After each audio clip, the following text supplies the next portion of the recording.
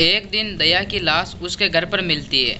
तो वहाँ पर पुलिस इन्वेस्टिगेशन के लिए आती है। तो पुलिस को वहाँ पर दया के सिर में गोली लगी हुई दिखाई देती है। उसके सिर में से खून आया हुआ होता है और उसके हाथ के पास ही एक पिस्टल पड़ी रहती है। तो पुलिस को वहाँ से एक साउंड रिकॉर्डर मिलता है। तो वे साउंड रिकॉर्डर सुनते हैं तो उसमें एक ऑडियो रिकॉर्ड हुआ होता है। उसमें ऑडियो रिकॉर्ड हुआ होता है जिसमें दया बोल रही होती है कि मैं अपनी लाइफ से बहुत ज़्यादा परेशान हूँ, इसलिए मैं अब जीना नहीं चाहती, इसलिए मैं अपनी जान दे रही हूँ। और उसके बाद गोली चलने की आवाज़ आती है।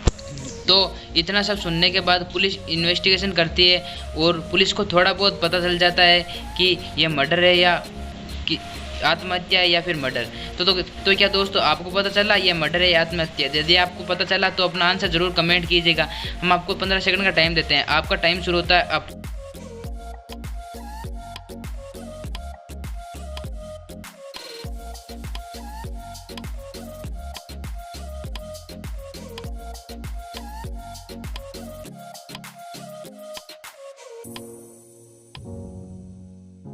तो क्या फ्रेंड्स आपको पता चला ये मर्डर है या आत्महत्या? तो फ्रेंड अगर आपको पता चला तो अपना आंसर ज़रूर कमेंट कीजिएगा और अगर नहीं पता चला तो मैं ही बता देता हूँ। तो फ्रेंड अगर आपने उस ऑडियो रिकॉर्डर को ध्यान से सुना होगा तो उसमें गोली चलने के बाद ऑडियो रिकॉर्डिंग बंद हो जाता है। लेकिन जब दया अपने आप को गोली मारेगी तो उसके बाद वो बंद कैसे कर सकती है ऑडियो रिकॉर्डर को? तो ये एक तरह का मर्डर था। तो अब पुलिस को तहकीकात करनी थी कि इसका मर्डर किसने किया। तो उसको 3 लोगों पर शक होता है, वो है जेठालाल, अय्यर और पोपटलाल।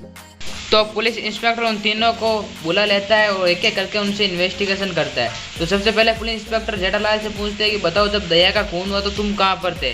तो जेठालाल बोलता है मैं तो घर पर आया हुआ था और खाना खा के वापस चला गया, तब तक तो दया के साथ कुछ भी नहीं हुआ। उसके बाद पुलिस इंस्पेक्टर पोपटलाल से पूछते हैं कि बताओ जब दया का खून हुआ तो तुम कहाँ पर थे? तो पोपटलाल बोलता है दया भाभी मेरे लिए नई दुल्हन ढूंढ रही थी या फिर मेरे लिए पत्नी की खोज कर रही थी, तो मैं उनके पास आया और मिलकर वापस चला गया। उन्होंने कहा कि अभी तक नहीं मिली। वो सबसे आखिर में अय्यर से पूछते बताओ जब दया भाभी का खून हो तो तुम कहाँ पर थे?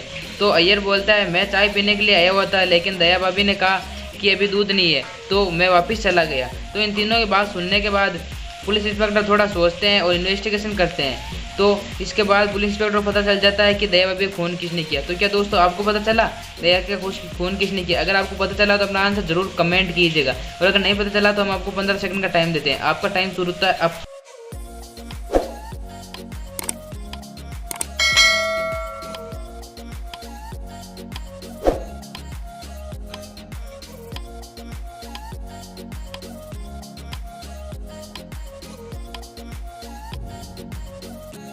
तो फ्रेंड्स इन तीनों में से दया भाभी का खून किया अय्यर ने, क्योंकि अगर जहाँ पर दया का खून हुआ वहाँ पर आप देखोगे इस कमरे को तो वहाँ पर मिल्क की बोतल पड़ी है। तो दया भाभी उसे कैसे मना कर सकती है चाय पिलाने से? और इसने अय्यर ने झूठ बोला था कि मैं आया था, दया भाभी ने मना कर दिया। तो दोस्तों कैसी लगी हमारी दूसरी पहली आगे बढ़ने से पहले दोस्तों यदि अभी तक आपने हमारे चैनल को सब्सक्राइब नहीं किया, चैनल को सब्सक्राइब करके बेल आइकन को ऑल पे सेट कर लीजिए ताकि हमारी हर एक न्यू वीडियो नोटिफिकेशन आपको जल्द से जल्द मिल सके। तो चलिए बढ़ते हैं हमारी नेक्स्ट पहेली की तरफ। सो गाइज इस पिक्चर को ध्यान से देखिए और बताइए इन दोनों में से सबसे बड़ा मूर्ख कौन है। तो दोस्तों हम आपको 10 सेकंड का टाइम देते हैं। आपको इसका आंसर आता है तो अपना आंसर जरूर कमेंट कीजिएगा।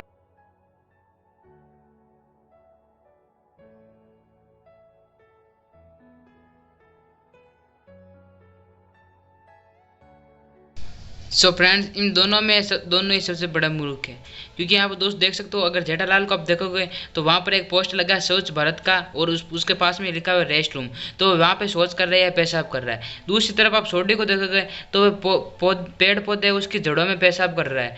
तो दोस्तों ये दोनों ही पागल हुए। तो दोस्तों कैसी लगी हमारी पहली? अगर पहली पसंद है तो वीडियो लाइक करना, चैनल पर नया चैनल को सब्सक्राइब करके बेल आइकन को ऑल पे सेट कर लीजिए। तब तक के लिए जय हिंद, वंदे मातरम।